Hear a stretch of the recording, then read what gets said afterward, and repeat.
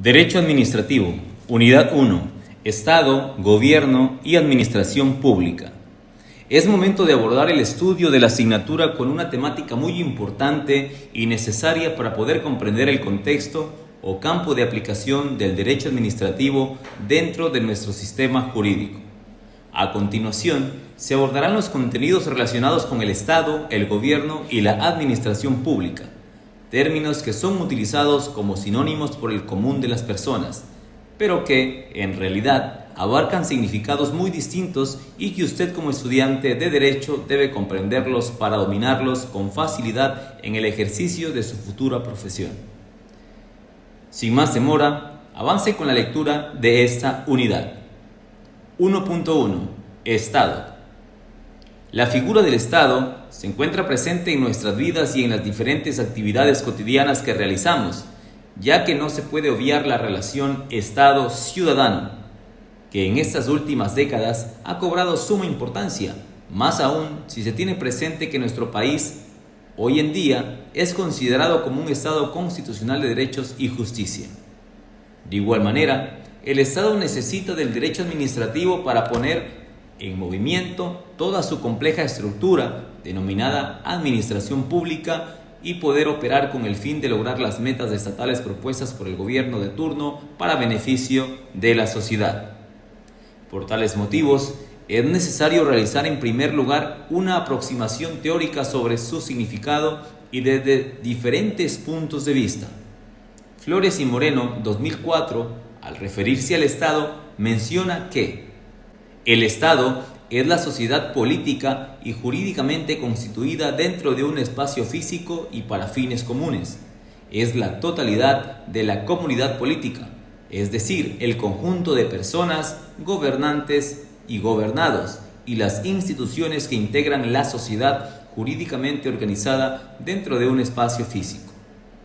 Siguiendo esta línea, el Diccionario de Derecho Constitucional de la Corporación de Estudios y Publicaciones 2009 señala sobre el Estado, : es así una organización político-jurídica con poder soberano que se asienta sobre un territorio delimitado, abarca a la sociedad y a las instituciones autorizadas para formular la política pública, persigue la consecución de fines comunes a todos sus miembros y se sustenta en un marco legal establecido para regular el accionar de instituciones y personas. Por otra parte, Jaramillo 2013 expone: al Estado se lo ha definido como la nación jurídicamente organizada o como una persona jurídica integrada por un territorio, una población, un gobierno y un fin, el bien común. Mientras que Cosculluela, 2015, nos presenta un concepto estructural en donde expone que el Estado puede, pues, seguir definiéndose como la institución que concentra el poder soberano de una comunidad política asentada sobre un territorio. De las definiciones transcritas anteriormente, si bien nos brinda una aproximación a una definición contemporánea de Estado, estas nos aportan sus tradicionales y clásicos elementos constitutivos que son: Primero, población. Se constituye por el conjunto o agrupación de personas organizadas dentro de un determinado espacio geográfico con ciertos intereses comunes. Segundo, territorio. Es el espacio geográfico dentro del cual el Estado desarrolla sus actividades y se encuentra organizado política, jurídica y administrativamente. Comprende el suelo, subsuelo y espacio aéreo y mar territorial. Tercero, gobierno. Es el conjunto de órganos e instituciones del Estado a través de las cuales se ejerce el poder estatal dentro de los límites establecidos por el ordenamiento jurídico. Cuarto, bien común. Así como el derecho busca el bien común, de igual forma lo hace el Estado, a fin de satisfacer las necesidades y requerimientos de la sociedad, convirtiéndose en uno de los ideales que aspira la sociedad. El bien común busca la justicia, la equidad y la solidaridad. Es lo que ahora se denomina el buen vivir. Otros autores, en cambio, agregan a la soberanía como parte de los elementos constitutivos, la cual puede ser definida como un poder moral o virtud que posee el Estado para obrar por su propia voluntad, enmarcada dentro de los límites señalados por el derecho. Recapitulando, recuerde que, 2 puntos. Las definiciones tradicionales de Estado giran en torno a sus elementos constitutivos que son población, territorio, gobierno, bien común o fin y soberanía. Una vez comprendidas esas definiciones, es momento de abordar las más recientes que apuntan nuevos elementos acordes con los actuales momentos que vive nuestro país. Para Castillo 2014, la definición constitucional de Estado, aún en su seno, una triple concepción del mismo cimentado en un trípode fundamental en la sociedad de nuestro país, a saber, 2 puntos. En primer lugar, el principio de sometimiento del poder público al derecho. En segundo, la articulación democráticamente de la sociedad. Y por último, la perspectiva social en la construcción del Estado. Por otro lado, Pérez 2014 manifiesta que actualmente el Estado es la estructura de un poder originario que se ejerce en sus órganos conforme al derecho sobre los habitantes de un territorio determinado. Sus finalidades son, con variados énfasis en los diferentes países, el desarrollo humano sustentable y la aplicación de la justicia económica y social. Pero de hecho, sus fuerzas se han visto copadas con el combate de la crisis. En otra de sus obras, el mencionado autor señala que el Estado, abro comillas, consiste en la organización interna de la potestad pública que se manifiesta hacia el exterior del territorio estatal como soberanía estatal, cierro comillas. De estas definiciones se derivan nuevos elementos característicos del Estado que son, 2 puntos. Primero, sometimiento del poder público, abro paréntesis, administración pública, cierro paréntesis, al derecho, 2 puntos. Las actuaciones de quienes se encuentran en ejercicio de la potestad administrativa no pueden ser arbitrarias ni abusivas. Por el contrario, se encuentran subordinadas a lo dispuesto por la Constitución y las leyes ecuatorianas, punto y coma, configurándose de esta manera el principio de legalidad, una de las reglas de oro del derecho administrativo y de la administración pública en general.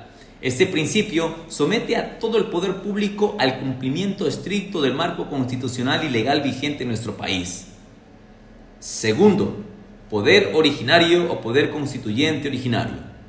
Es el que origina el ordenamiento político, el cual se materializa en la creación o expedición de la Constitución. Este poder originario se encuentra a cargo de la Asamblea Constituyente, quien es la encargada de redactar la Constitución.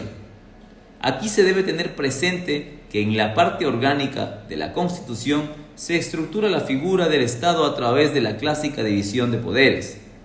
Asimismo, este poder originario o de mando tiene varias directrices o manifestaciones. La primera de ellas, fuera del territorio estatal, que se denomina soberanía, la cual ya fue definida en líneas anteriores, y la segunda, al interior del Estado bajo el nombre de potestad pública o estatal, la cual se refiere al ejercicio de una serie de competencias reconocidas por la ley y otorgadas a las diferentes funciones del Estado. La potestad pública se ha desarrollado tradicionalmente en 4 ámbitos de acción que son legislación, gobierno, administración y justicia, los cuales serán tratados más adelante dentro de esta unidad. Ahora, si se aplica estos 4 ámbitos de acción a nuestra realidad nacional, encontraremos que la actual Constitución establece 5 funciones del Estado que en concreto son función legislativa, gobierno y administración, función legislativa, legislación, función judicial, justicia, función de transparencia y control social y función electoral. Estas 2 últimas funciones se agregan a las ya conocidas con potestades exclusivas para su accionar. Con esto queda a la vez estructurada la organización del Estado. De todas estas funciones con las que estamos familiarizados es la ejecutiva, debido a que tiene a su cargo el gobierno y la administración del Estado. También es necesario precisar que el ejercicio de la potestad o función administrativa de todos los organismos que conforman el sector público se encuentra regulado por el Código Orgánico Administrativo. Tercero, articulación democrática de la sociedad. 2 puntos. Consiste en la participación clave de la sociedad en la construcción del Estado, a través de una serie de actos que les son consultados, a fin de que sea ella quien decida el rumbo que tomará el Estado a futuro. Por otra parte, también se puede manifestar que es la participación activa de la sociedad en la toma de decisiones trascendentales dentro de la vida política de un país. Cuarto, la perspectiva social. 2 puntos. La cual se vincula con el desarrollo humano sustentable y la justicia económica y social señalada por el doctor Efraín Pérez, y que tiene que ver con la satisfacción de las necesidades básicas de la sociedad, su calidad de vida y la adecuada redistribución de la riqueza entre sus miembros. En esta parte se puede hacer referencia a la función social que tiene el Estado para con sus habitantes, a través de sus conocidos actos de gestión en beneficio de bien común. Recapitulando, tenga presente que, 2 puntos, las definiciones actuales del Estado añaden nuevos elementos constitutivos como, 2 puntos, sometimiento del poder público al derecho, poder originario, articulación democrática de la sociedad y la perspectiva social. 1.2. Evolución del Estado. En este apartado se realizará un rápido recorrido histórico por la evolución del Estado y sus clases, con la finalidad de ubicarla en el contexto actual del mismo. La figura del Estado apareció cuando la humanidad dio el salto de la comunidad primitiva al esclavismo, donde aparecen los primeros reyes y las grandes civilizaciones inician la expansión de sus territorios mediante la conquista o la guerra. Asimismo, y para regular las relaciones existentes entre los habitantes de estos reinos, surgió el derecho como un medio para imponer el orden dentro de la sociedad y resolver sus problemas. De igual forma, fueron surgiendo diferentes tipos de Estado en este devenir histórico, de los cuales se destacan el Estado absolutista, el Estado de Derecho y el Estado social de Derecho. El Estado absolutista se caracteriza porque todo el poder se concentra en una sola persona llamada monarca o rey, el cual, por lo regular, abusaba de su título sin ningún tipo de restricción o control. En el Estado absolutista, la monarquía era única, vitalicia, hereditaria y teocrática, legitimada por la voluntad de Dios. La monarquía se atribuía que la voz del rey es la voz de Dios, que la voluntad del rey es la voluntad suprema, que los deseos del rey tienen fuerza de ley, y que el rey es el legislador absoluto atado a la ley. Los constantes abusos del monarca al pueblo, la concentración del poder en una sola persona y el predominio de la aristocracia marcaron el fin de este tipo de Estado, el cual predominó en Europa durante los siglos XVI, XVII y XVIII, dando paso a lo que posteriormente sería el Estado de Derecho. La Revolución Francesa es un hecho relevante en la historia de la humanidad porque marca el inicio del Estado de Derecho y el surgimiento del derecho administrativo. El modelo histórico que alumbran las revoluciones liberales, la americana primero y la francesa después, es el del Estado de Derecho. Dicho modelo se caracteriza por los siguientes principios: 2 puntos. A. La soberanía popular. B. La división de poderes. C. El principio de legalidad. Y D. El reconocimiento de los derechos fundamentales del ciudadano. Principios que, por su importancia, se desarrollan a continuación. Primero, soberanía popular. Bajo este tipo de Estado, la soberanía reside exclusivamente en el pueblo, quien es el primer mandante.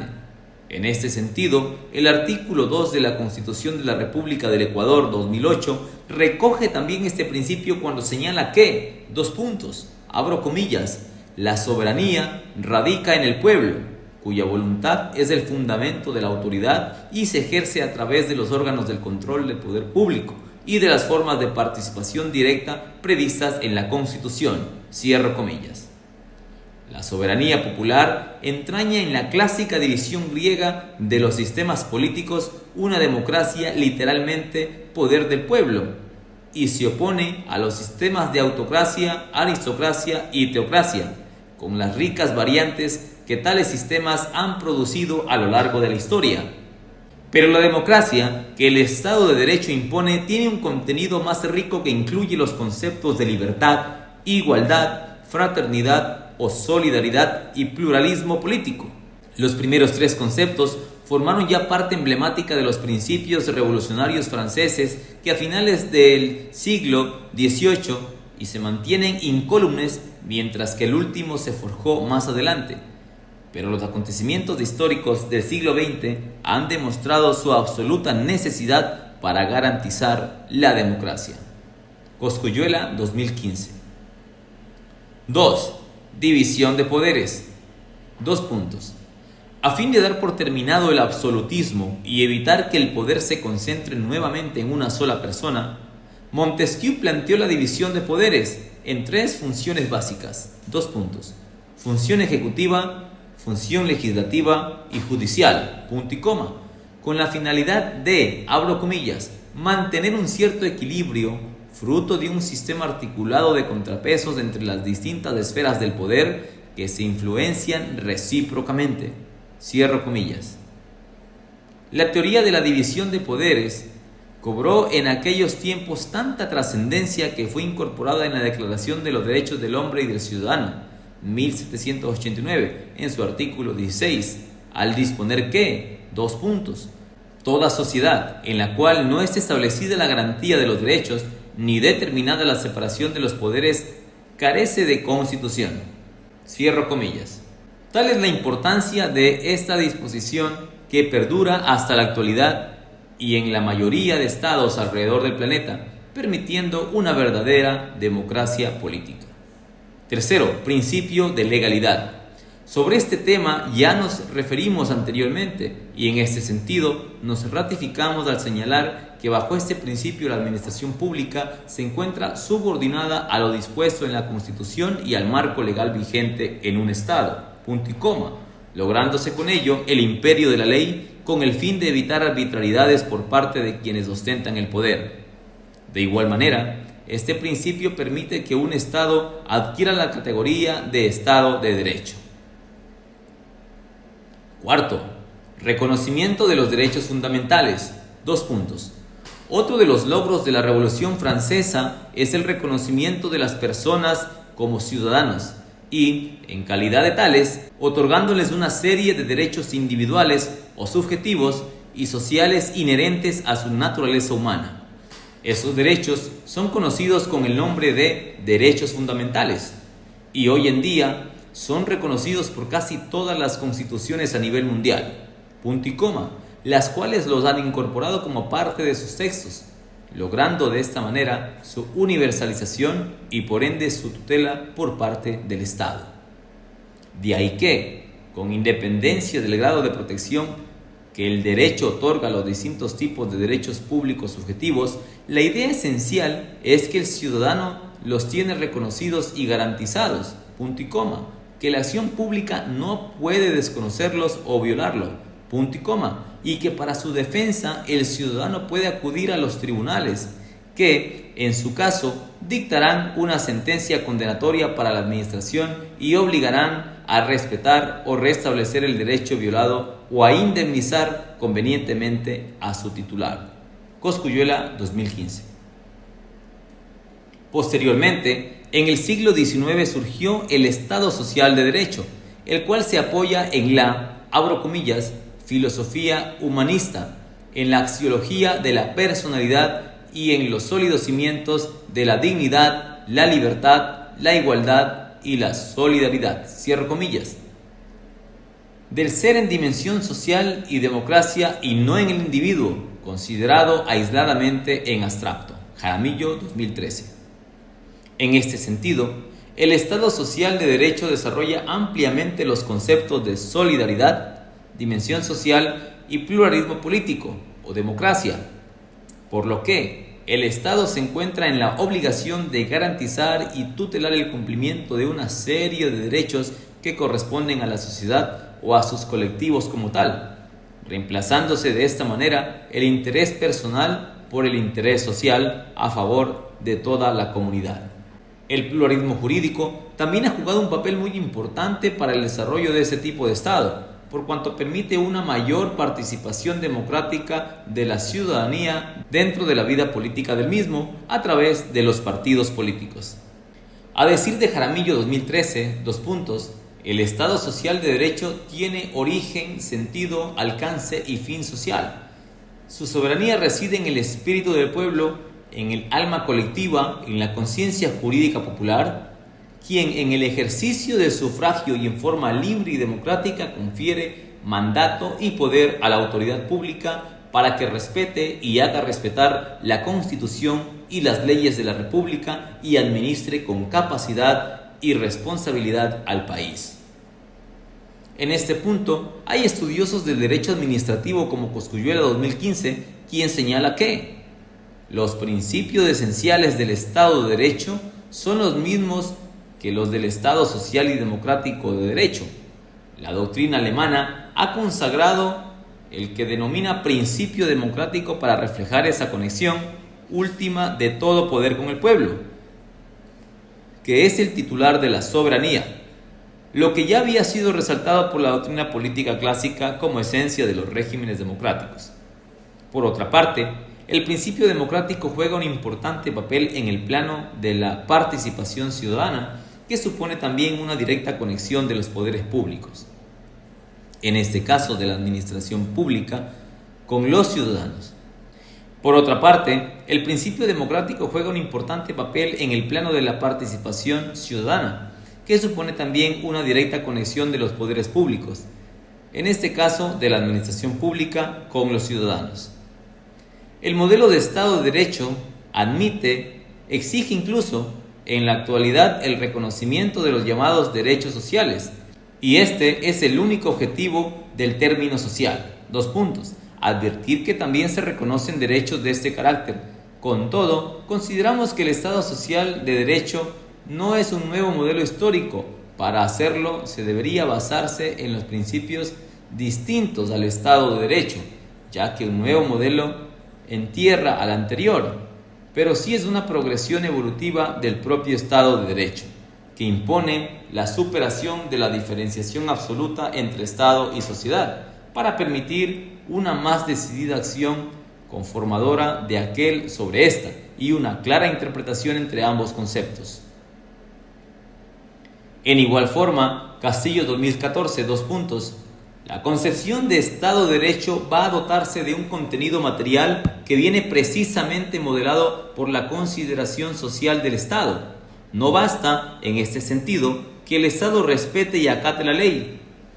Es preciso que, además, preste determinadas tareas sociales que coadyuven al individuo para mantener su existencia vital. La conjunción del Estado social junto al Estado de Derecho no debe comportar una incompatibilidad entre ambos conceptos, sino que, más bien, nos encontramos con la cara y cruz de la misma realidad.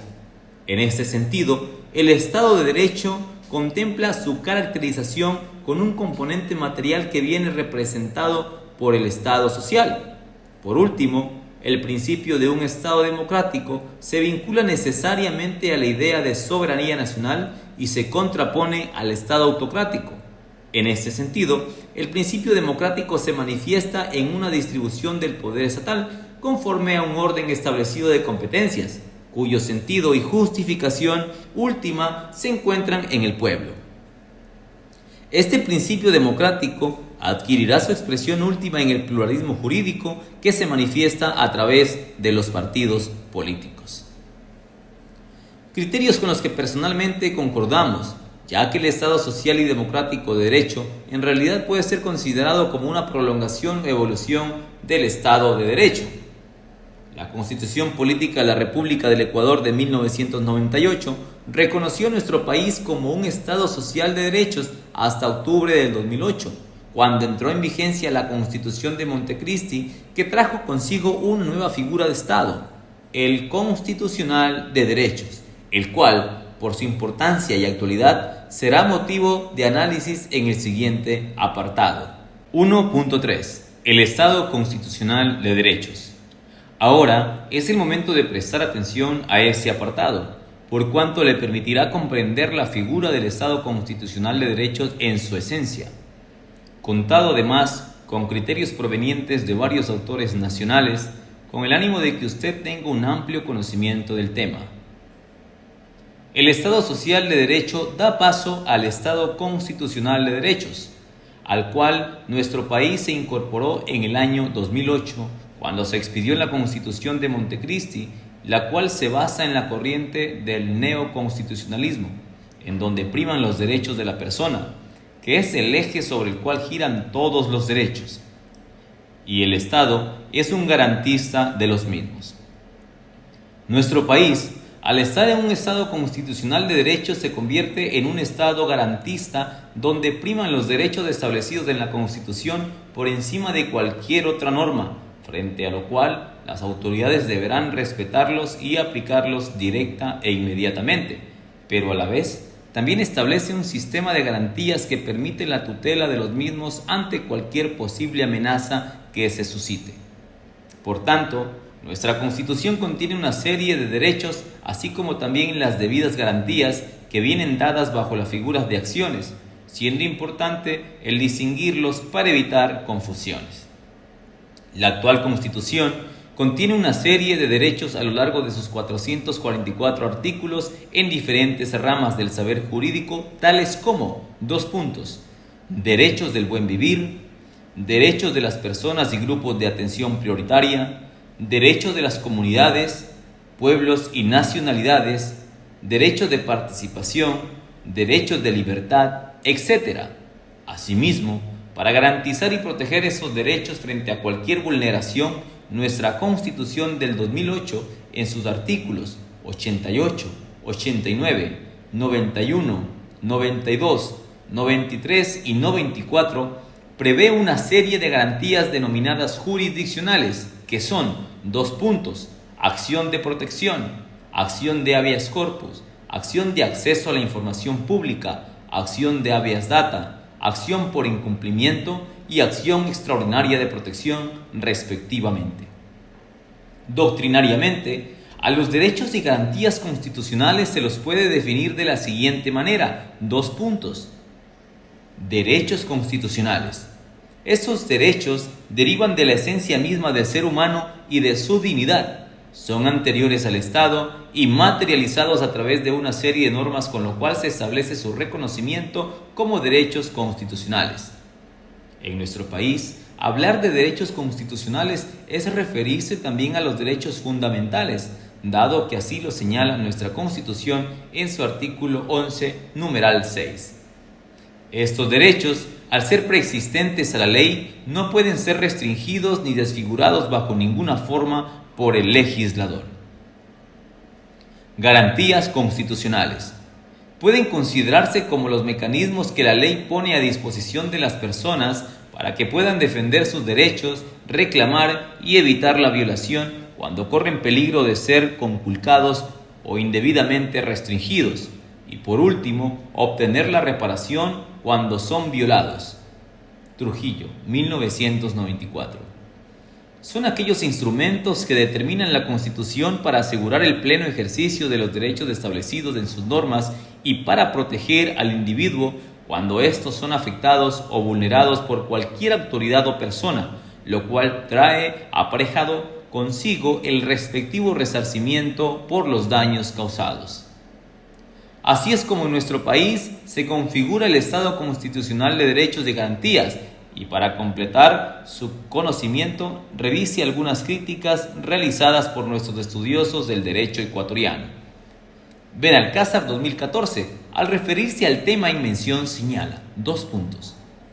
En nuestro criterio, el llamado Estado Constitucional de Derechos y Justicia no deja de adoptar los principios fundamentales del Estado de Derecho que constan en varias de las constituciones ecuatorianas, muy particularmente en la de 1998, pero expresa de modo muy especial, por una parte, la calidad de norma jurídica que tienen los principios y valores declarados en la Constitución, y por otra, la dignidad humana como elemento que limita y dirige la actuación de la autoridad pública. Hoy, la noción del Estado constitucional, además de significar un postulado general de proscripción de la arbitrariedad en el ejercicio de la autoridad y del poder público, propio de un Estado de Derecho, también expresa que la Constitución es una norma jurídica y como tal es obligatoria para los jueces que en su labor de juzgar y hacer ejecutar lo juzgado tienen el deber ineludible de acatar, aplicar los preceptos constitucionales. Pero además, no se trata de cualquier norma jurídica, sino de una que tiene los atributos de suprema y condicionante de la validez de las demás disposiciones del ordenamiento jurídico. Estos caracteres, además de lo que se dispone en los artículos de la Constitución ecuatoriana que se refieren a la supremacía, en los artículos 424 y 428, también son fundamento de todo sistema de control constitucional y de garantías que incluye el texto supremo. En lo que se refiere a la dignidad humana como elemento que limita y dirige la actuación de la autoridad pública, la expresión del Estado de Derechos y Justicia invoca decisivamente los bienes y valores propios de la naturaleza de la persona y que deben respetarse como ley esencial del Estado. Además de ello, la expresión constitucional, en comento, no se limita a la sola enunciación de derechos, sino que evoca los principios que deben guiar la conducta de la autoridad pública, precisamente porque la justicia es una virtud, hábito de la voluntad que mueve a adecuar el comportamiento propio a los títulos del otro, a lo que le corresponde o se le debe a éste, en suma, a su derecho. En cambio, Echeverría 2009 señala que, es aquí donde acontece seguramente la transformación constitucional más sustantiva y que tiene que ver con la misma caracterización del Estado, una transformación que se expresa en el cambio de concepto de Estado de Derecho al Estado constitucional de derechos. Esta transformación privilegia la figura del Estado como responsable de la realización de los derechos y al hacerlo modifica el sentido que la Constitución tiene frente al proceso político. Esta abandona su función de estructura de protección de la sociedad frente al poder político y pasa a convertirse en el instrumento de poder político para la realización de los derechos. El Estado constitucional de derechos, como hemos podido observar, aparece como una radical innovación en materia constitucional. Sin embargo, todo el entramado institucional que lo podría viabilizar se ve seriamente comprometido tanto desde las definiciones que la Constitución realiza en la parte dogmática como en su parte orgánica. La Constitución se vuelve extremadamente normativa y reglamentaria, pero ese contenido no es suficiente para implementar el mandato constitucional. La Constitución se vuelve un programa político, por tanto, releva la posibilidad de construir política por parte de los actores sociales y políticos. Estos están obligados a aplicar sus prescripciones. Cualquier lógica procesal y consensual aparece como irrelevante. La política se reduce a la aplicación de sus prescripciones y su no acatamiento es condición de revocatoria plebiscitaria. Una constitución altamente garantista como la diseñada en Montecristi podría tener efectivas condiciones de realización si el modelo político no concentrara la politicidad en el Ejecutivo y en las instancias de control político y constitucional. Si apuntara realmente a fortalecer la representación otorgándole a estos mayores responsabilidades y garantizara condiciones de efectiva autonomía y balance entre los poderes del Estado. En otros términos, si creara las condiciones para una mayor confianza de la sociedad en sus procesos de autogobierno, si se repolitizara efectivamente a la representación política de una demanda constitucional que la Constitución de Montecristi no garantiza y que queda como tarea pendiente para el desarrollo constitucional futuro del país. En suma, se puede destacar que el artículo 1 de nuestra Constitución declara al Ecuador como un Estado constitucional de derechos, pero dicha norma es el ideal que se ha propuesto llegar a nuestra sociedad en los actuales momentos, en donde el individuo se convierta en el portador de una serie de derechos y que para el goce y disfrute de los mismos tenga la tutela de las diferentes funciones del Estado. El ideal de nuestra sociedad es alcanzar un Estado que mejore la calidad de vida de los ciudadanos, en donde no prime el interés personal de sus autoridades, sino que, por el contrario, que la administración pública se encuentre al servicio de la sociedad y no sea el medio de enriquecimiento para unos pocos. En este sentido, referirse a mejorar la calidad de vida es hablar de la dignidad humana como punto culmen que debe alcanzar el Estado para con sus ciudadanos. Si bien la Asamblea Nacional Constituyente de Montecristi superó el modelo del Estado Social de Derecho al implantar el Constitucional de Derechos, el cumplimiento y ejecución de estos en la realidad le corresponden al individuo y a la sociedad, ya que la Constitución del 2008 tienen como centro al ser humano sobre el capital. 1.4. El poder del Estado. Otro de los temas es el poder del Estado, el cual merece nuestra atención en el siguiente apartado. Ollarte, 2014, en su obra Derecho Constitucional Ecuatoriano y Comparado, al hablar sobre la finalidad del Estado, se refiere a profundidad sobre el poder del Estado, del cual señala: el Estado tiene poder, un poder que debe ser ejercido para cumplir la finalidad para la cual fue creada. Cualquier sociedad no se justifica por sí mismo, sino por el cumplimiento de su finalidad. Sea por la teoría de Hobbes, Homo homini lupus, o las contractualistas de Rousseau y Locke, la finalidad última del Estado es servir a la persona humana y promover el bien común. El hombre, en definitiva, cede parte de sus derechos para que a través de la acción estatal, estos puedan ser ejercidos efectivamente. El Estado, por tanto, sirve a la persona humana respetando, protegiendo y promoviendo los derechos fundamentales, lo cual, por añadidura, propenden al bien común. El poder del Estado se establece para proteger a la persona humana y los derechos fundamentales, y por otra parte, el derecho limita dicho poder estatal para que éste respete aquellos derechos. Dicho de otra forma, el Estado persigue sus fines en las formas y términos de derecho. La principal técnica para limitar el poder del Estado y así proteger los derechos fundamentales es la separación de poderes. Un ejecutivo que gobierne y administre, un legislativo que legisle y fiscalice, el judicial que administre justicia y poder difuso que es el del control, que tiene un carácter interorgánico e intraorgánico. Así el poder controla al poder. Reflexionando el contenido de lo señalado anteriormente, se llega a las siguientes puntualizaciones. 2 puntos. El poder del Estado es uno solo, no tiene divisiones. Lo que existe es una distribución de funciones para que el poder no se concentre en una sola persona.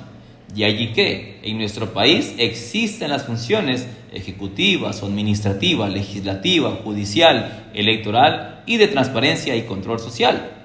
El poder del Estado es una potestad constitucional bajo la cual las diferentes autoridades ejercen su autoridad, mando, orden y disciplina, según las competencias que la Constitución y la ley establecen. De esta forma, se limita el uso del poder a fin de evitar abusos y arbitrariedades por parte de las autoridades. El poder del Estado permite que las autoridades puedan tomar decisiones en una serie de campos de acción, decisiones que deban estar enmarcadas y apegadas al derecho. Finalmente, el derecho es el freno del poder, ya que con su aplicación no existe un Estado arbitrario y abusivo. Tengamos presente que la división de poderes en el Estado ecuatoriano se evidencia en 5 funciones que son ejecutiva o administrativa, legislativa, judicial, electoral y transparencia y control social. 1.5. Función ejecutiva o administrativa. Para Borja, la función ejecutiva o administrativa, 2 puntos, desarrolla toda la actividad concreta y visible del gobierno, en el sentido de que asume no solo la conducción administrativa del Estado, sino la solución de los problemas reales de la sociedad, para lo cual, actuando con subordinación al ordenamiento jurídico expedido por el Parlamento, imparte órdenes e impone su cumplimiento con el respaldo de la fuerza pública, cuyo manejo le compete. Para cumplir con sus obligaciones, la función ejecutiva puede dictar normas jurídicas secundarias, decretos y reglamentos en ejercicio de la actividad reglamentaria de que está investida. La función ejecutiva de nuestro país se encuentra conformada por el presidente de la República, el vicepresidente, los ministros de Estado, las entidades adscritas y dependientes y por aquellas entidades públicas cuyos órganos de dirección estén conformados en la mitad o más por delegados o representantes que integran la administración pública central. A nivel provincial, cuenta con un representante directo que es el gobernador. Asimismo, cuenta con un gabinete de Estado que es un órgano de tipo político, cuya misión principal es asesorar al presidente de la República en temas de política gubernamental. Está conformado por el vicepresidente, ministros y secretarios de Estado, pudiéndose ampliar con otras autoridades de la función ejecutiva cuando así lo requiera el presidente, con lo cual se conformaría el llamado gabinete ampliado. 1.6. Función legislativa. Sobre la función legislativa, Rodrigo Borja muy acertadamente expone que la función legislativa formula y establece las normas generales y obligatorias de la convivencia social. Estas son, para los gobernados, el límite de su autonomía personal, puesto que ellos pueden hacer todo lo que no les sea vedado por las leyes, y para los gobernantes, la sustancia de su poder dado, que no les está permitido hacer nada para lo que no estén previamente autorizados por un precepto jurídico. La Corporación de Estudios y Publicaciones 2009 realiza la siguiente conceptualización de lo que representa la función legislativa. Por principio ha sido siempre el poder más representativo del Estado. Sus actividades se concentran en la formulación, aprobación y reforma de leyes y en la fiscalización de las actividades de la función ejecutiva. Es ejercida esta función por miembros elegidos por votación popular y en la cual se forman comisiones dedicadas a la atención y resolución de asuntos específicos que son de interés nacional. Su máximo organismo es la Asamblea Nacional, conformada por una serie de asambleístas, tanto nacionales como provinciales, y donde se elige un presidente y 2 vicepresidentes de entre sus miembros. Para cumplir con sus funciones legislativas y de fiscalización, se reúnen en una serie de comisiones especializadas permanentes, aunque también se pueden conformar comisiones especializadas ocasionales, que por mandato de los artículos 21 y 22 de la Ley Orgánica de la Función Legislativa son de justicia y estructura del Estado, de los derechos de los trabajadores y la seguridad social, del régimen económico y tributario y su regulación y control, del desarrollo económico productivo y la microempresa, de soberanía, integración, relaciones internacionales y seguridad integral, de la biodiversidad y recursos naturales, de la soberanía alimentaria y desarrollo del sector agropecuario y pesquero, de gobiernos autónomos descentralizados, competencias y organización territorial, de educación, cultura, ciencia y tecnología, del derecho a la salud, de la participación ciudadana y control social, de los derechos colectivos comunitarios y la interculturalidad, de fiscalización y control político. Al establecer estas comisiones, el trabajo legislativo se distribuye entre todos sus integrantes y en materias específicas, asumiendo de esta forma varios puntos de acción legislativa y de fiscalización. 1.7. Función judicial. La función judicial, según Borja, cumple con impartir justicia en la sociedad, o sea, expresar la voluntad de la ley, como dicen algunos juristas. Esto significa que le compete resolver dentro del marco de la legislación que le ha sido dado por la función legislativa todas las reclamaciones cuya dirimencia judicial le sean solicitada. La función judicial no hace la ley, sino que la aplica a los casos particulares. Sus fallos son obligatorios solo para las partes, aunque en algunos casos sientan jurisprudencia. Es decir, establecen una forma de interpretar y de aplicar la ley en casos similares. Sin embargo, las sentencias solo son obligatorias para las partes involucradas en el asunto que se juzga. Para el desarrollo de sus finalidades, la función judicial cuenta con una serie de órganos establecidos por la actual Constitución y que son: órgano administrativo, el Consejo de la Judicatura, órganos jurisdiccionales, conformados por la Corte Nacional de Justicia, las Cortes Provinciales, tribunales y juzgados. Órganos auxiliares, que son las notarías, depositarios judiciales, martilladores y liquidadores de costas. Órganos autónomos, conformados por la Fiscalía General del Estado y la Defensoría Pública. Medios alternativos de solución de conflictos, en donde se puede acudir al arbitraje y mediación. Hasta esta parte el estudio se ha enfocado en la tradicional división de poderes en forma tripartita, pero como usted bien conoce, en nuestro país existen dos nuevas funciones que son la electoral y la de transparencia y control social, que serán revisadas seguidamente. 1.8. Función electoral. La función electoral es aquella, función del Estado que garantiza el ejercicio de los derechos políticos que se expresan a través del sufragio, así como los referentes a la organización política de la ciudadanía. Punto y coma. Se conforma por el Consejo Nacional Electoral y el Tribunal Contencioso Electoral y se rige por principios de autonomía, independencia, publicidad, transparencia, equidad, interculturalidad, paridad de género, celeridad y probidad. Esta es una de las nuevas funciones del Estado y, como bien se lo manifiesta en el párrafo anterior, es la encargada de velar por los derechos políticos, hoy conocidos con el nombre de derechos de participación. Se encuentra conformada por el Consejo Nacional Electoral y el Tribunal Contencioso Electoral. 1.9. Función de transparencia y control social.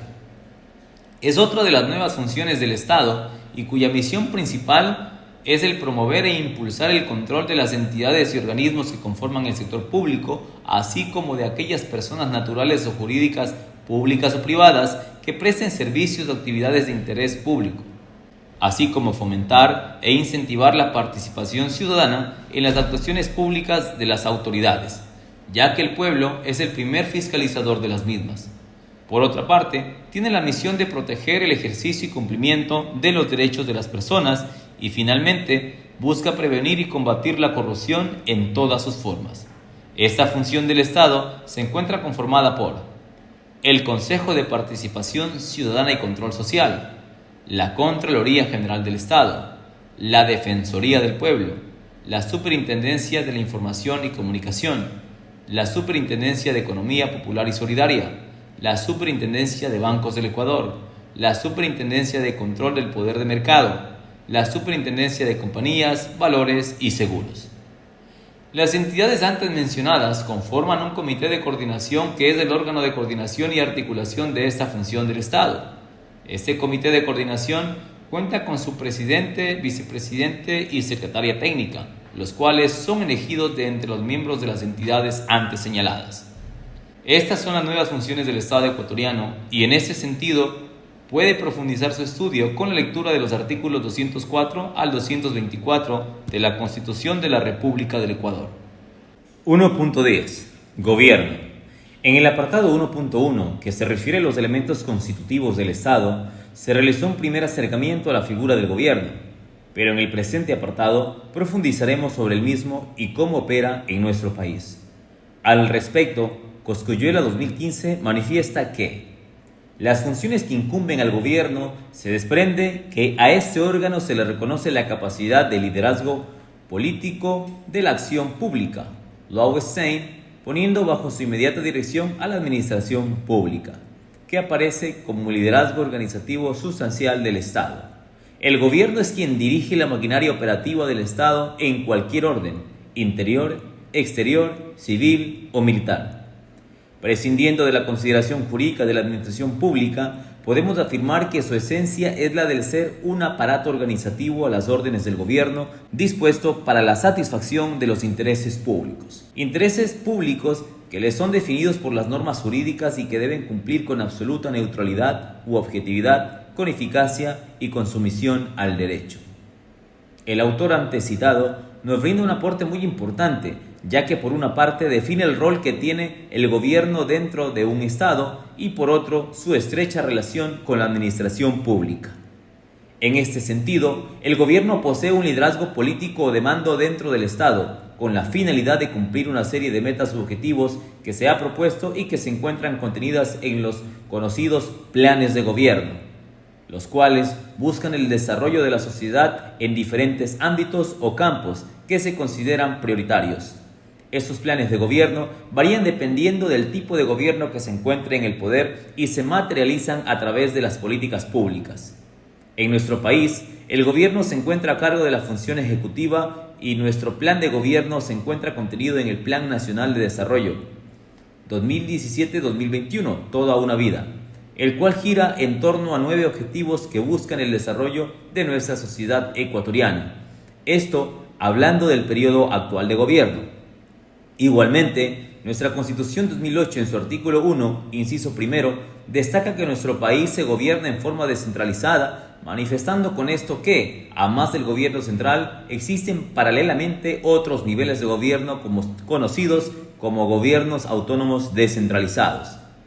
El Estatuto de Régimen Jurídico Administrativo de la Función Ejecutiva 2002, en su artículo 10.2, literal G, señala como una de las atribuciones de la función ejecutiva la rectoría, la cual le permite en forma exclusiva al gobierno central emitir políticas públicas nacionales o de Estado para el cumplimiento de objetivos y metas que permitan el desarrollo del país. Por otra parte, el gobierno para cumplir con estos objetivos y metas necesita de la administración pública para materializarlos y de esta manera satisfacer los intereses públicos en beneficio de la sociedad. Es por ello que la administración pública se pone a las órdenes del gobierno. Como se puede apreciar, los términos gobierno y administración pública tienen significados completamente diferentes.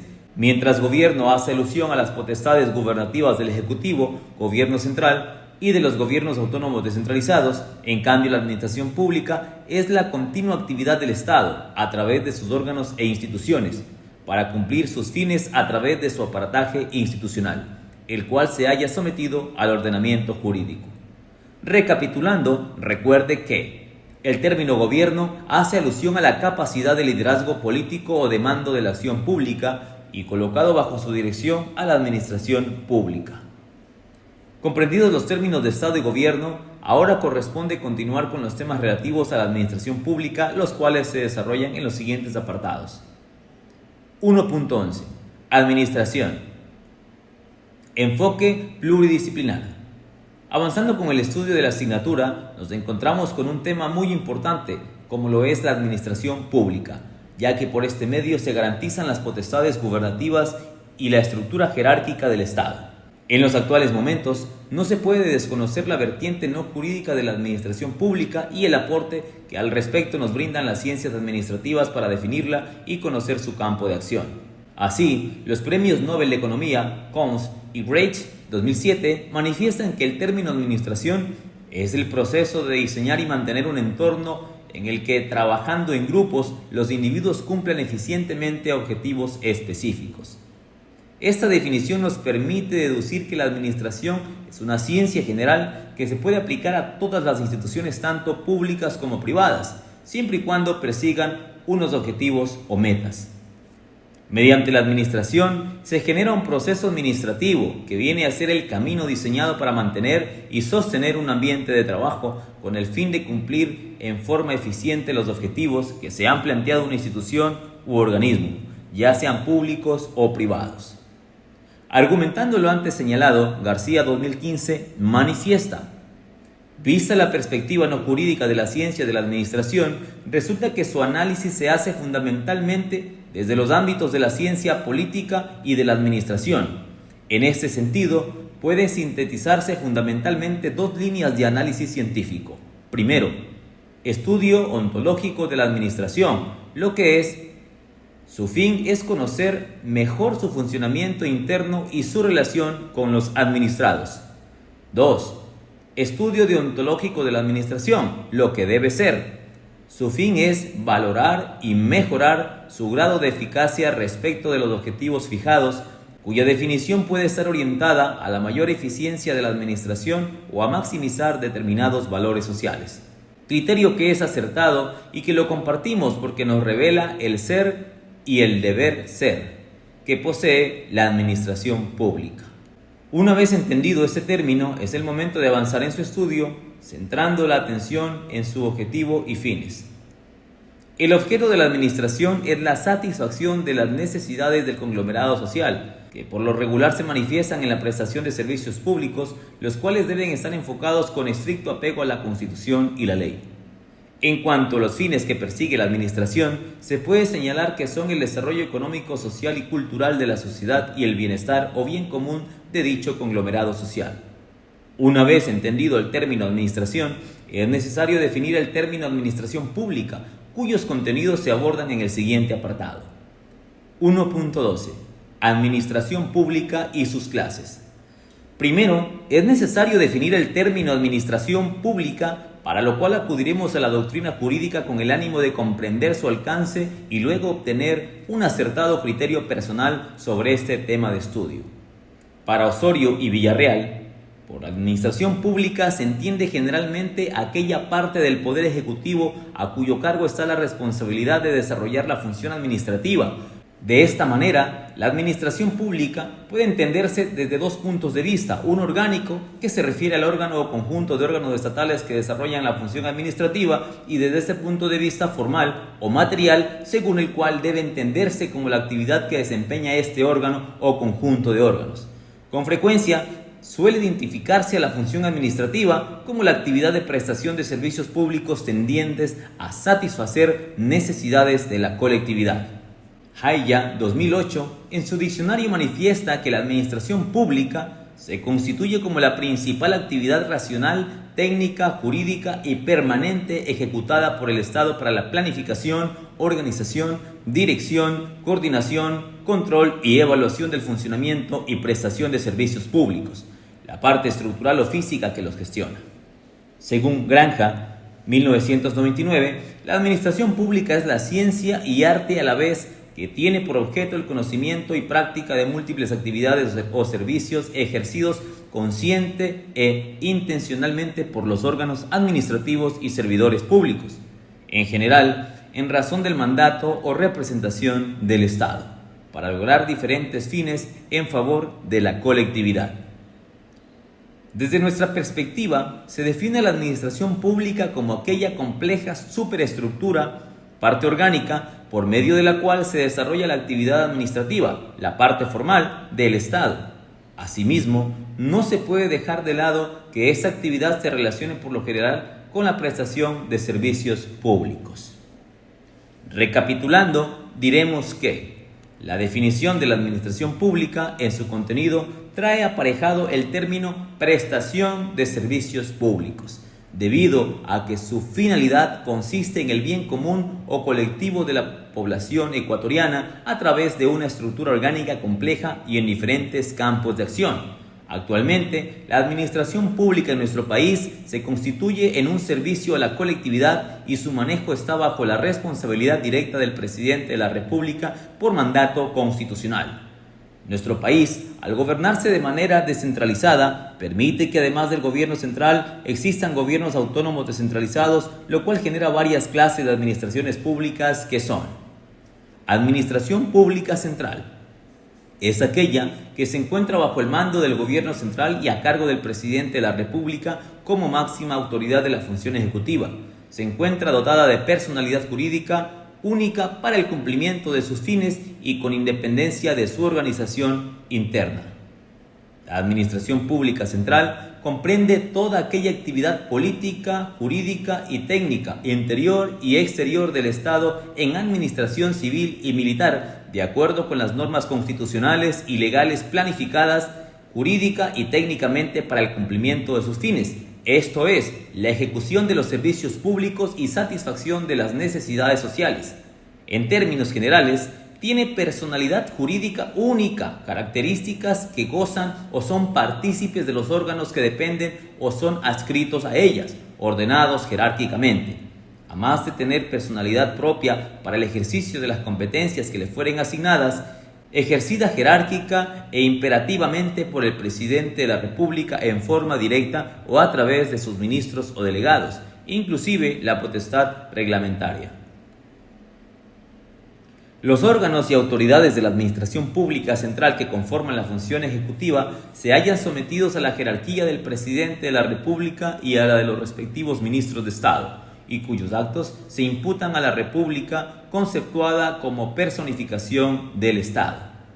Según el artículo 45 del Código Orgánico Administrativo 2017, la Administración Pública Central se compone de la Presidencia y Vicepresidencia de la República, los ministerios de Estado, las entidades adscritas o dependientes, las entidades del sector público cuyos órganos de dirección estén conformados por la mitad o más representantes de las entidades que forman parte de esta administración. Administración pública en los gobiernos autónomos descentralizados.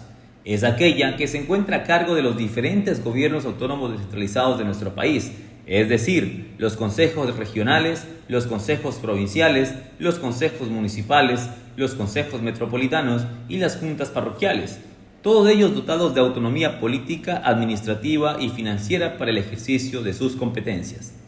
El artículo 238 de la Constitución de la República del Ecuador 2008 dota de autonomía administrativa a estos gobiernos autónomos descentralizados, lo cual les permite estructurarse u organizarse según sus requerimientos y necesidades, a fin de que puedan operar efectivamente en beneficio de la ciudadanía que se asienta en las circunscripciones territoriales donde gozan de competencia.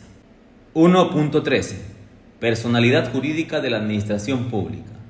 La personalidad jurídica ha sido motivo de confrontaciones doctrinarias por parte de los estudiosos de la materia y aún no se ha podido llegar a un consenso del tema. Para poder comprender esta temática es necesario acudir a la teoría general del derecho, que divide las personas en naturales y jurídicas, siendo estas últimas objeto de nuestro estudio. Al respecto, existen dos teorías sobre las personas jurídicas. La primera de ellas, denominada teoría de la ficción, la cual sigue un criterio civilista, al manifestar que la persona jurídica es un ente ficticio, y la segunda, llamada teoría de la realidad, nacida de la doctrina moderna del derecho administrativo, que manifiesta que las personas jurídicas son reales porque poseen existencia y elementos propios. Aunque en la actualidad se mantiene aún el debate entre estas dos posturas, la teoría de la realidad es un criterio evolucionado propio del derecho administrativo para poder llegar a explicar la personalidad jurídica de la administración pública frente al criterio equivocado y antitécnico de la teoría de la ficción, en la cual se desconocen importantes principios básicos del derecho administrativo.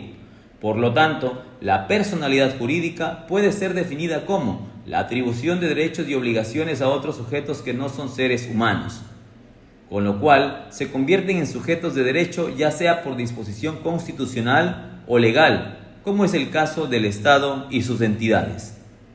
La administración pública no puede considerarse tampoco un complejo orgánico más o menos ocasional. La relación entre la administración pública y el ordenamiento jurídico no se efectúa por la consideración de la misma como un conjunto de órganos, sino a través de su consideración como persona. Así, para el derecho administrativo, la administración pública es una persona jurídica. En este sentido, el artículo 46 del Código Orgánico Administrativo 2017 reconoce la personalidad jurídica única del Estado en sus relaciones internacionales, señalando además que la Administración Pública Central, las personas jurídicas de derecho público creadas por la Constitución y la ley, así como las empresas públicas, gozan de personalidad jurídica en sus diferentes actos, contratos y demás relaciones jurídicas existentes con base a sus competencias. También recalca que las divisiones funcionales de la Administración Pública Central carecen de personalidad jurídica, recayendo en este caso su representación en la máxima autoridad administrativa.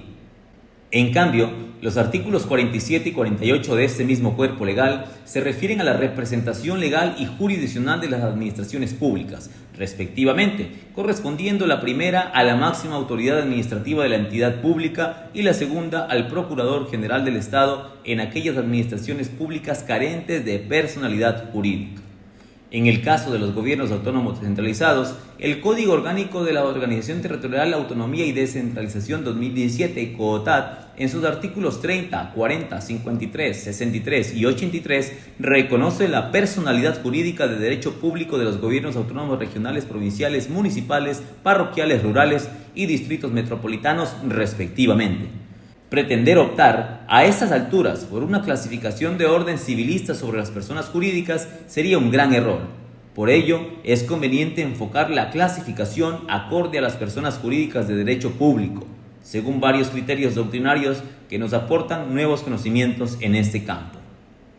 Entre las principales clasificaciones de las personas jurídicas de derecho público tenemos la doctrina francesa. Considera tres grupos de personas que son el Estado, las entidades territoriales y los establecimientos públicos. Para el tratadista colombiano Gustavo Penagos, las personas jurídicas son dos, las de derecho público territorial y las entidades descentralizadas. Según el criterio del tratadista ecuatoriano Nicolás Granja Galindo, las personas jurídicas de derecho público se clasifican en entidades de tipo territorial, institucional, semipúblicas y de utilidad pública e iniciativa particular.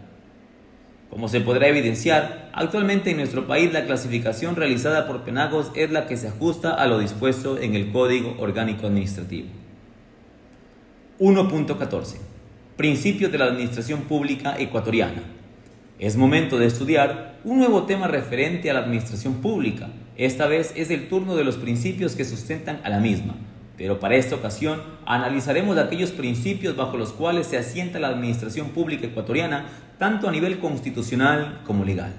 Los principios que rigen a la administración pública son aquellos pilares sobre los cuales se sustenta toda su esencia y estructura, a la vez se convierten en las reglas de oro del derecho administrativo, por lo cual es necesario ir revisando y analizando cada uno de ellos, partiendo de la disposición contenida en el artículo 227 de la Constitución de la República del Ecuador 2008, que al respecto manifiesta: la administración pública constituye un servicio a la colectividad que se rige por los principios de eficacia, eficiencia, calidad, jerarquía, desconcentración, descentralización, coordinación, participación, planificación, transparencia y evaluación. Cuando la norma constitucional manifiesta que la administración pública se constituye como un servicio a la colectividad, ésta se convierte en un medio idóneo para satisfacer los requerimientos de la ciudadanía, dejando de esa manera el rol estático que tenía la misma en anteriores gobiernos. Benalcázar 2014 señala que la noción de administración pública necesariamente lleva implícita una idea de servicio propiamente, pues se trata de una gestión de la autoridad que se dirige a la atención y realización inmediata y práctica del bien común, esto es, del fin del Estado. Es importante reiterar que la noción del bien común tiene rostro humano y que se establece a partir de la consideración de las necesidades y requerimientos naturales de las personas. El servicio a la colectividad exige la preparación y capacitación del personal administrativo y un sistema idóneo y transparente de selección y promoción. En pocas palabras, el servicio público debe estudiar y trabajar por los demás. Criterios que compartimos por cuanto ponen en evidencia el verdadero deber ser de nuestra administración pública.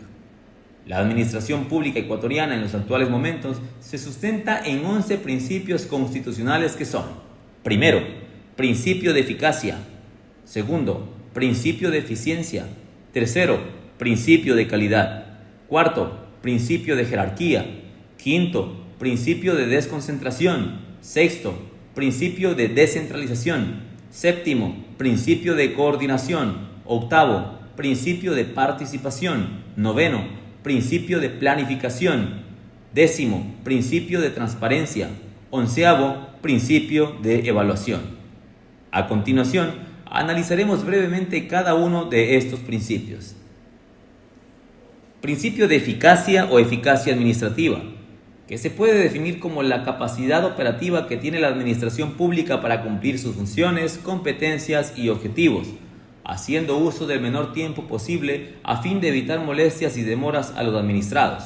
Según Eguigueren 2009, nos dice que el principio de eficacia siempre ha tenido connotación eminentemente jurídica y supone que toda la actividad de la administración pública tiene efectos jurídicos, es creadora de derechos y obligaciones. Principio de eficiencia o eficiencia administrativa.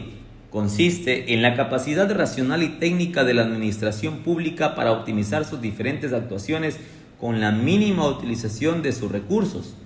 El principio de eficiencia pretende que todas las actuaciones de los órganos y los servidores reflejen una adecuada relación costo-beneficio, visible en las actividades económicas asumidas por el Estado y en la prestación de servicios públicos. Principio de calidad.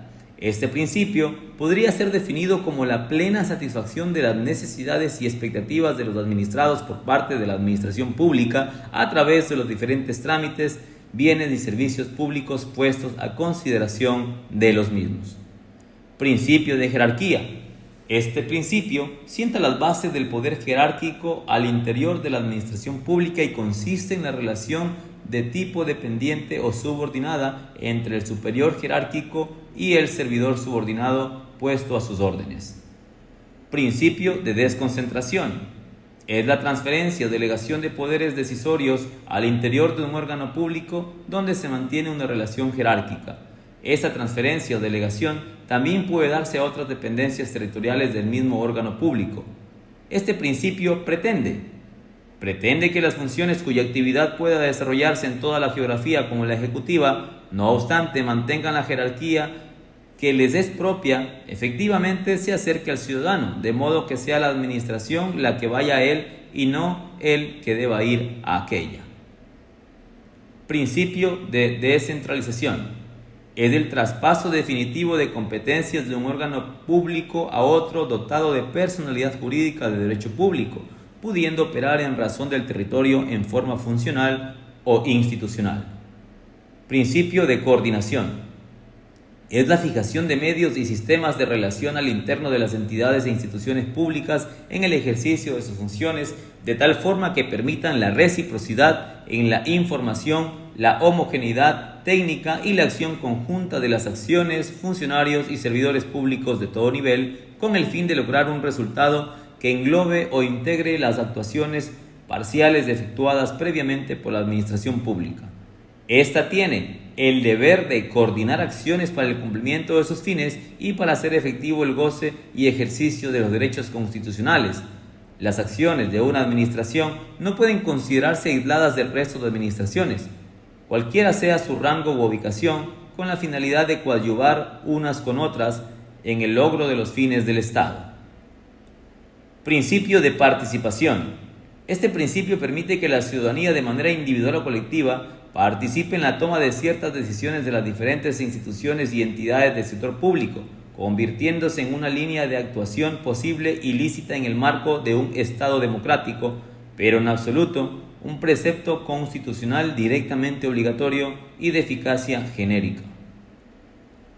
Principio de planificación. Lo que se busca a través de este principio es que todas las actividades que se realice en la administración pública en general se encuentren previamente planificadas y organizadas con el fin de cumplir una serie de metas u objetivos previstos en las diferentes políticas públicas que tiene nuestro Estado. Principio de transparencia. Todas las actuaciones que realicen las autoridades y servidores públicos deben ser transparentes, es decir, con licitud, honestidad, legitimidad, honradez y capacidad. Este principio recoge el progreso de la normativa en busca de facilitar la participación y de superar las reservas en que no pocas ocasiones encubrió la corrupción. Principio de evaluación. A fin de lograr una administración pública eficaz, la evaluación se constituye como una medida de desempeño y diagnóstico en la ejecución de tareas, planes y actividades ejercidas por la administración pública, con el ánimo de conocer el nivel de cumplimiento e incumplimiento de las mismas, para posteriormente tomar las medidas correctivas en los aspectos que requieran mayor atención o en su defecto impulsar aquellos que vayan en beneficio de estas. Este principio se relaciona no solo con la medición del desempeño de los servidores públicos para efectos de permanecer o promoverlos, sino con la participación ciudadana que deberá constituir elemento sustantivo de dicha evaluación, que por cierto debe ser permanente. Recapitulando, recuerde que en el Ecuador los principios que rigen a la administración pública son eficacia, eficiencia, calidad, jerarquía, desconcentración, descentralización, coordinación, participación, planificación, transparencia y evaluación. En este punto, es necesario manifestar que hay otros principios que se incorporan a esta lista por su relevancia dentro de la materia, como es el caso del principio de legalidad o juricidad, que también se encuentra plasmado en la Constitución y se constituye en una de las reglas de oro de la administración pública, y el principio de juricidad desarrollado por la doctrina de derecho administrativo, mismo que se detalla a continuación. Principio de legalidad o juricidad. Es de sometimiento directo de todos quienes conforman la administración pública a la Constitución y la ley, constituyéndose en el principio más importante de todos.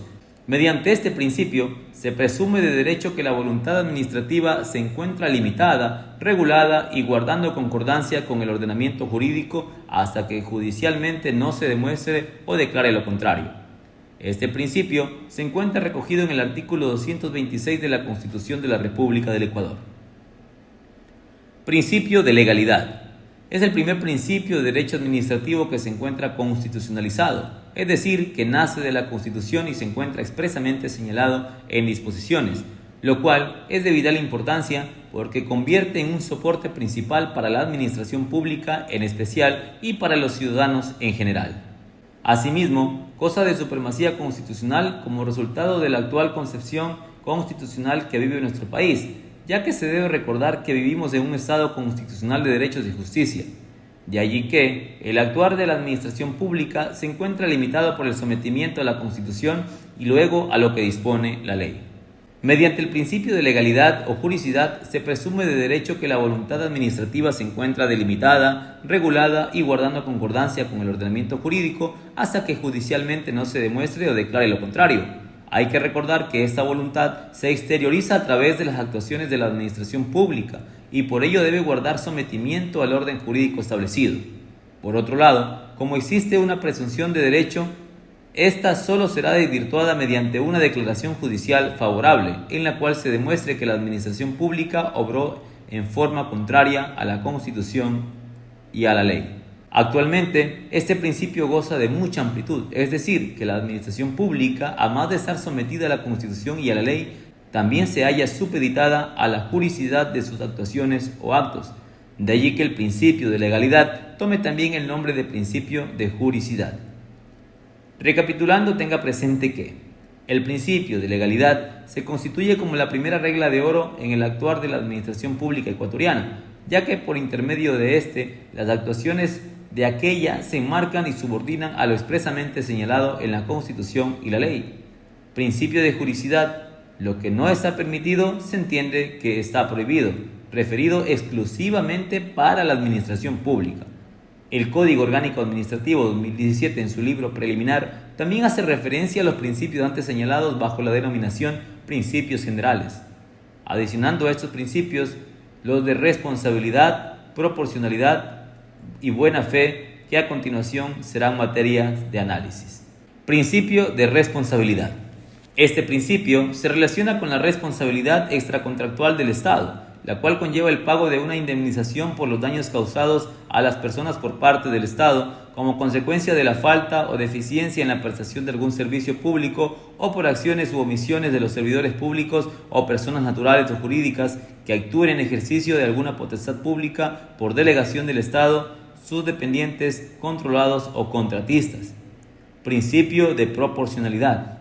La proporcionalidad está destinada a aquellas de las diferentes actuaciones administrativas que conllevan una línea de equilibrio entre lo solicitado o pedido por el administrado, la regulación jurídica aplicable al caso y la decisión tomada por la autoridad pública. Es por ello que el artículo 16 del Código Orgánico Administrativo señala que las decisiones administrativas deben adecuarse al fin previsto en el ordenamiento jurídico y adoptándose en un marco de justo equilibrio entre los diferentes intereses. Principio de buena fe. Este principio se convierte en una presunción de derecho, la cual señala que los servidores públicos y las personas deben mantener un comportamiento apegado a la Constitución y a la ley, así como adecuado cuando se encuentren en el ejercicio de sus competencias, derechos y deberes. Nótese que este principio no se refiere solamente a los servidores públicos, sino que se vuelve extensivo para las personas, sean estas naturales o jurídicas, siempre y cuando nuestro ordenamiento jurídico le haya otorgado derechos y obligaciones con respecto a la administración pública. Finalmente, este mismo cuerpo legal recoge otra serie de principios relacionados con los diferentes aspectos de la administración pública, entre los cuales se encuentran los principios de la actividad administrativa en relación con las personas, principios de las relaciones entre administraciones públicas y principios de procedimiento administrativo. Los principios relacionados a la actividad administrativa y al procedimiento administrativo se abordarán en las unidades posteriores, correspondiendo por el momento conocer los principios de las relaciones entre administraciones públicas, las cuales son: principio de lealtad institucional. Este principio vela por el respeto que debe existir entre administraciones públicas, no solamente al interior de ella, sino también en el ejercicio de sus competencias. Y si en algún momento llegan a chocar estas competencias, se realizará la ponderación de los intereses públicos implicados. Principio de corresponsabilidad y complementariedad. La corresponsabilidad y la complementariedad derivan o son el apoyo de los principios constitucionales de coordinación y planificación. En este sentido, el artículo 26 del Código Orgánico Administrativo señala que todas las administraciones poseen responsabilidad compartida y están obligadas a gestionar de forma complementaria las actuaciones necesarias para efectivizar el goce y ejercicio de los derechos de las personas y los objetivos del buen vivir. Principio de subsidiariedad. La subsidiariedad es el apoyo que recibe una administración pública territorial cuando no puede alcanzar cierto objetivo propuesto, teniendo que intervenir para ello una administración territorial de nivel superior, respetando los principios de eficacia, eficiencia, efectividad y economía. Principio de colaboración. Se concentra en el hecho de que las administraciones públicas deben trabajar en forma coordinada, complementaria y auxiliándose mutuamente, teniendo que acordar los mecanismos de coordinación para el ejercicio de sus competencias y el uso eficiente de sus recursos. 1.15. La potestad administrativa. El Dr. Sequeira, 2008, al hablar del tema en mención, señala que la potestad es el poder público que el Estado tiene para cumplir los objetivos de su creación, de donde se deriva el término potestad pública o potestad administrativa. Las potestades administrativas también pueden considerarse como aquellas prerrogativas de las cuales se vale la administración pública para el cumplimiento de las atribuciones y deberes establecidos en la Constitución y la ley. Las potestades administrativas pueden definirse como poderes jurídicos que el ordenamiento jurídico atribuye expresamente a las administraciones públicas para el cumplimiento de fines generales o interés público.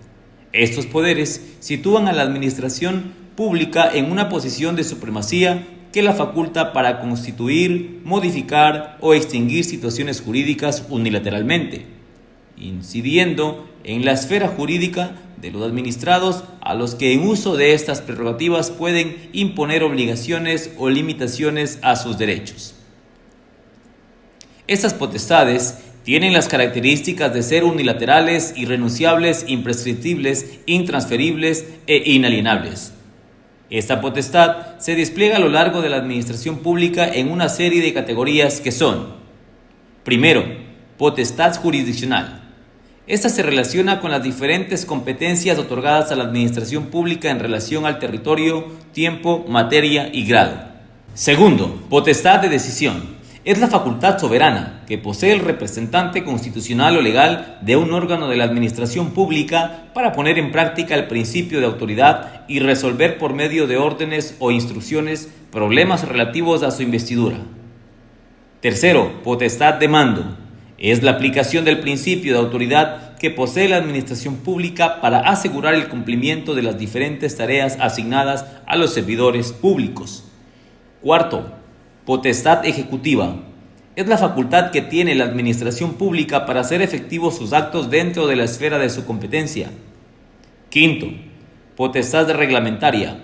Por medio de esta potestad, la administración pública se encuentra facultada para expedir reglamentos, es decir, para gobernar bajo el imperio de normas jurídicas generales. Sexto, potestad sancionadora. Es la potestad por medio de la cual la administración pública mantiene el orden jurídico vigente de un Estado a fin de evitar vulneraciones de la Constitución y las leyes por actos contrarios a las mismas. 1.16. La jerarquía administrativa y sus niveles. La jerarquía administrativa o poder jerárquico es el que ejerce una autoridad superior a una inferior, o la autoridad a sus funcionarios en relación de subordinación, en donde prima un orden jerárquico que en nuestro caso parte del presidente de la República a sus inferiores con la finalidad de tomar el mando y las decisiones en el accionar de la administración pública. Por medio de la jerarquía administrativa o poder jerárquico, se logra mantener la unidad de la función ejecutiva que se concentra en los poderes de decisión y mando. Además, cuenta con una serie de niveles que a criterio del Dr. Jaramillo son directivo, ejecutivo, de apoyo, operativo y asesor, que permiten sostener la estructura de la administración pública y de las diferentes funciones del Estado, que también forman parte del sector público con la finalidad de cumplir a cabalidad con sus funciones y deberes. 1.17. Los organismos y entidades de la administración pública. El término organismos del Estado suele ser utilizado en forma genérica para hacer referencia a todas las instituciones públicas, gocen o no de personalidad jurídica. Los organismos del Estado forman parte del sector público por disposición del artículo 225, numerales 1 y 3 de la Constitución de la República, ya sea formando parte de las funciones del Estado o cumpliendo una potestad estatal de tipo constitucional o legal específica. En cambio, las entidades públicas son personas jurídicas de derecho público creadas con el fin de cumplir una potestad constitucional o legal en beneficio del Estado, viniendo a convertirse en entes descentralizados de la administración pública. Estas entidades, asimismo, cuentan con su propia ley constitutiva, como por ejemplo la Contraloría y Procuraduría General del Estado, la Defensoría del Pueblo, etc.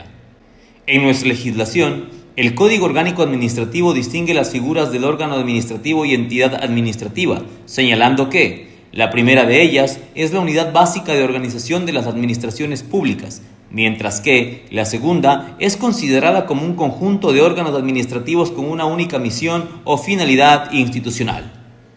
El órgano administrativo, al ser considerado como una unidad básica, conlleva dos elementos básicos que lo conforman: el subjetivo, que está representado por la persona física titular del órgano, y el objetivo, que viene a ser las competencias que puede ejercer dicho órgano legítimamente por disposición de la ley y los medios materiales para ejecutarla. La doctrina en general, cuando se refiere al órgano administrativo, lo señala como la unidad administrativa mínima e indivisible. También es necesario precisar que no toda unidad administrativa o unidad básica según nuestra legislación puede ser considerada como un órgano administrativo, sino solo aquellos que poseen la capacidad para actuar jurídicamente dentro de las relaciones intersubjetivas, expresando la voluntad de la entidad hacia otras instancias externas de la administración pública o a terceros. La vinculación del órgano con la entidad administrativa se logra mediante la personalidad jurídica. Cabe recordar que los órganos carecen de personería jurídica, mientras que la entidad sí la posee. El artículo 51 del Código Orgánico Administrativo señala que para la creación de un órgano o entidad administrativa se debe cumplir con los siguientes requisitos. Primero, determinación de su forma de integración y su dependencia o adscripción. Segundo, delimitación de sus competencias. Tercero, especificación de los recursos necesarios para su funcionamiento. Cuarto, presentación de informes de los órganos competentes en materia de planificación y finanzas cuando se requiera. Al crearse nuevos órganos o entidades administrativas, se evitará a toda costa la duplicidad de competencias, salvo que el mismo acto de creación la suprima o restrinja. 1.18. Subrogación, delegación, avocación y usurpación de funciones. Cuando se hacía referencia a la potestad jurisdiccional de la administración pública, decíamos que ésta tiene que ver con las diferentes competencias que poseen los órganos y entidades del Estado. En la práctica, esas competencias suelen subrogarse, delegarse, avocarse, suplirse e inclusive a veces usurparse. Pero antes de entrar en materia, es necesario comprender el término de competencia, y para ello, el artículo 65 del Código Orgánico Administrativo manifiesta: es la medida en que la Constitución y la ley habilitan a un órgano para obrar y cumplir sus fines en razón de la materia, el territorio, el tiempo y el grado. Por regla general, las competencias son irrenunciables y se ejercen mediante los órganos y entidades señalados en la Constitución y la ley. Solo por excepción, puede delegarse, abocarse, suplirse, subrogarse, descentralizarse y desconcentrarse, pero siempre bajo los términos que señale la ley. A continuación, se describen cada uno de estos casos. Delegación. Es un mecanismo muy importante en el accionar de la administración pública, ya que le permite a la autoridad superior delegar ciertas actividades específicas y de gestión a otras inferiores con la finalidad de agilitarlas. La delegación de competencias dentro de nuestra administración pública puede darse en los siguientes casos. Primero, a otros órganos o entidades dependientes de la misma administración pública. Segundo, a otros órganos y entidades pertenecientes a otras administraciones públicas. Tercero, los titulares de otros órganos dependientes para la firma de sus actos administrativos. Cuarto, sujetos de derecho privado o delegación excepcional para proyectos de interés público, por contrato y por gestión a sectores estratégicos o servicios públicos. La delegación por gestión no implica la cesión de la titularidad de la competencia. Entre sus efectos se tiene que las decisiones tomadas por el delegado son consideradas como adoptadas por la autoridad delegante y que la responsabilidad por las decisiones tomadas será de responsabilidad del delegado o delegante según corresponda el caso. La delegación se extingue por la revocatoria expresa de la autoridad delegante, por el cumplimiento del plazo previsto para la misma y por el cumplimiento de la condición que originó la delegación. Finalmente, está prohibido delegar 2 puntos. Primero, las competencias reservadas por el ordenamiento jurídico a una entidad o órgano administrativo específico. Segundo, las competencias que, a su vez, se ejercen por delegación salvo autorización expresa del titular de la competencia. Tercero, la adopción de disposiciones de carácter general. Cuarto, la resolución de reclamos en los órganos administrativos que hayan dictado los actos objeto de dicho reclamo. Avocación. Es la figura contraria a la delegación y consiste en el acto jurídico que le permite al órgano superior asumir las competencias del inferior, de manera motivada y en casos concretos, por motivos de oportunidad técnica, económica, social, jurídica o territorial. Esta avocación debe ser notificada a todos los interesados en cuyo procedimiento tuvo lugar y antes de expedirse el acto administrativo que pondrá fin al caso suscitado. Contra la avocación no se procede ningún tipo de recurso administrativo, pero el artículo 80 del Código Orgánico Administrativo dispone que se la podrá impugnar con ocasión del recurso que se interponga contra el acto dictado para resolver el caso. Suplencia. Tiene lugar cuando las competencias del titular de un órgano administrativo deben ser suplidas por motivo de ausencia temporal, como por ejemplo en vacantes, ausencias o enfermedades. Subrogación.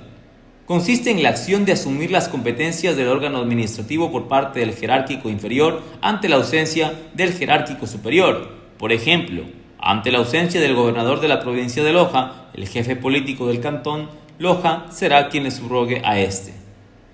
Descentralización. Según el artículo 83 del Código Orgánico Administrativo, la descentralización de la gestión del Estado es la transferencia obligatoria, progresiva y definitiva de competencias, con todo lo que ello implica, recursos humanos, financieros, materiales y tecnológicos. Desde la administración pública central hasta los gobiernos autónomos descentralizados existentes en el país y bajo el procedimiento establecido en la ley de la materia. Desconcentración.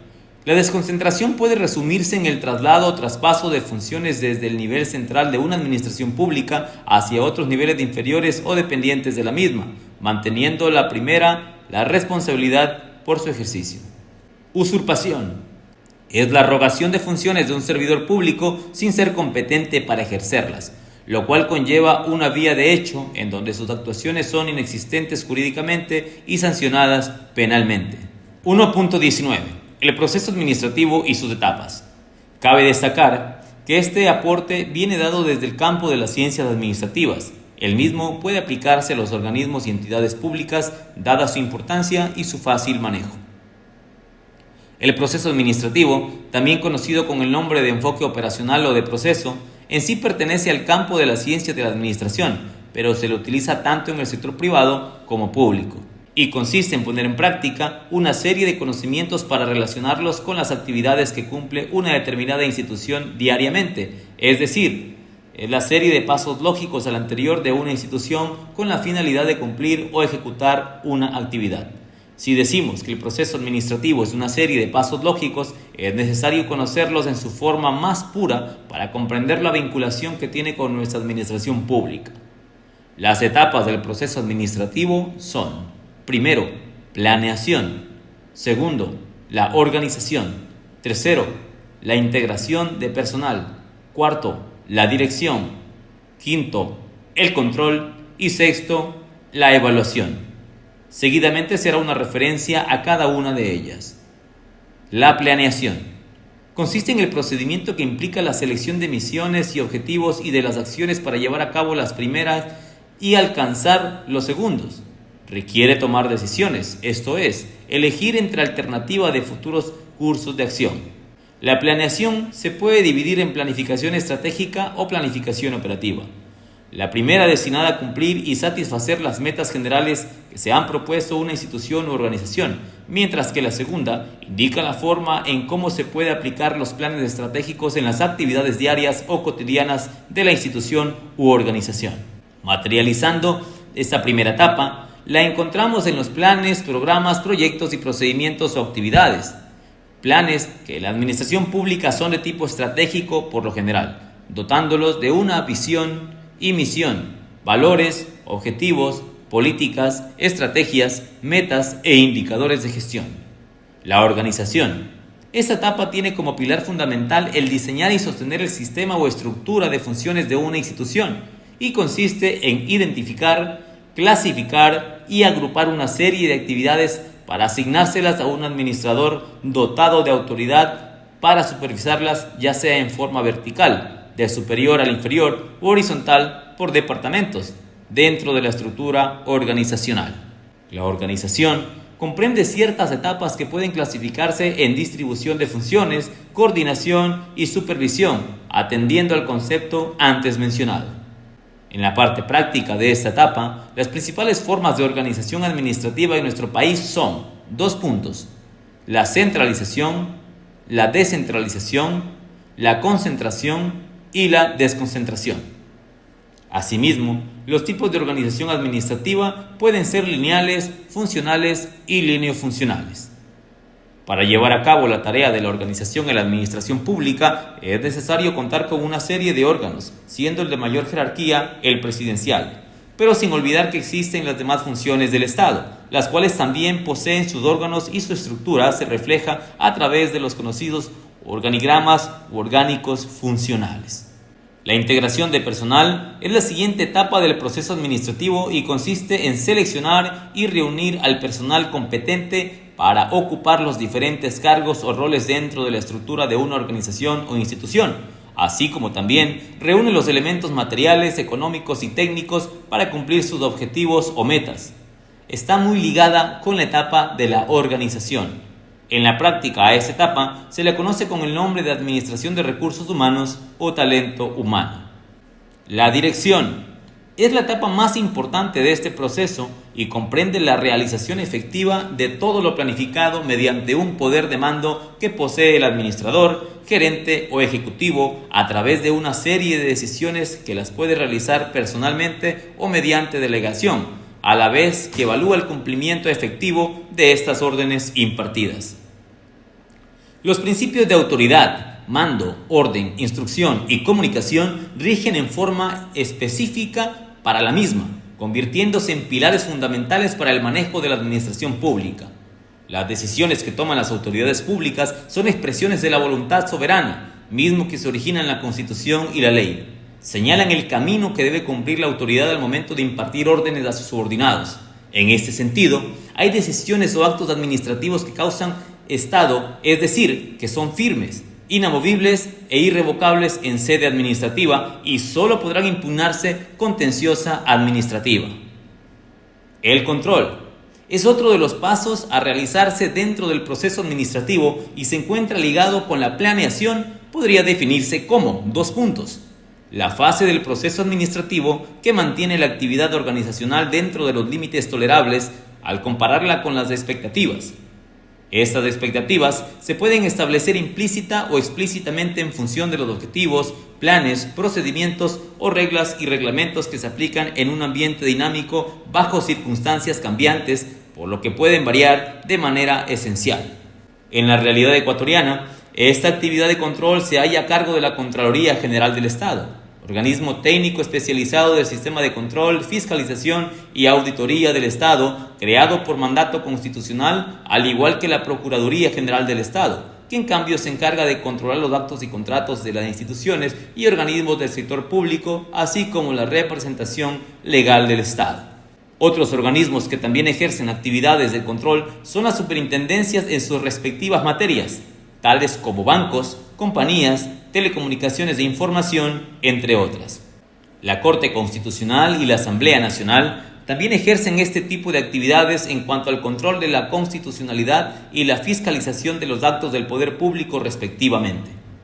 Con la expedición del Código Orgánico de Planificación y Finanzas Públicas, las instituciones del sector público no financiero cuentan con un sistema único de contabilidad que permite realizar el control de los fondos públicos utilizados y toma las decisiones más acertadas en cuanto a su uso y manejo por parte de las autoridades. A este sistema se le conoce con el nombre de contabilidad gubernamental.